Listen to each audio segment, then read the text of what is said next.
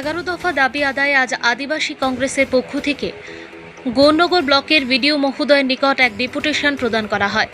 আজকের এই গুরুত্বপূর্ণ কর্মসূচিতে উপস্থিত ছিলেন 53 বিধানসভা কেন্দ্রের মাননীয় বিধায়ক বীরজিৎ সিনহা এবং গৌরনগর ব্লকের ভাইস চেয়ারম্যান মোহাম্মদ বদরুজ্জামান। এদিনের কর্মসূচি প্রসঙ্গে ভাইস চেয়ারম্যান মোহাম্মদ বদরুজ্জামান বলেন, দীর্ঘদিন ধরে উন্নয়নমূলক কাজ থেকে বঞ্চিত হীরাছড়া, দেউরাছড়া এবং অনুকুটি এলাকার মানুষের স্বার্থে এবং তাদের বঞ্চনার প্রতিবাদে আজ আমরা এই ডেপুটেশন দিয়েছি।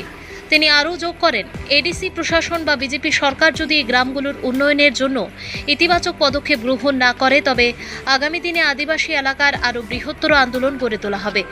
এলাকার বিভিন্ন জনস্বার্থবাহী সমস্যা নিয়ে প্রশাসনের দৃষ্টি আকর্ষণ করতে আজকের এই কর্মসূচি অত্যন্ত তাৎপর্যপূর্ণ ছিল। দলীয় কর্মীদের সরব উপস্থিতিতে এই কর্মসূচি সুশৃঙ্খলভাবে সম্পন্ন হয়েছে এবং দ্রুত সমাধানের আশায় রয়েছেন কংগ্রেস নেতৃবৃন্দ। ব্যুরো রিপোর্ট, আজকাল নিউজ। 11 দফা দাবি আদায়ের লক্ষ্যে মাননীয় বিডিও মহোদয়ের মাধ্যমে আমাদের জেলা শাসক মহোদয়ের নিকট আমরা আজকে এই দাবি সনদ পেশ করছি। আমাদের এডিসি ভিলেজ এলাকার বিশেষ করে হীরাছড়া,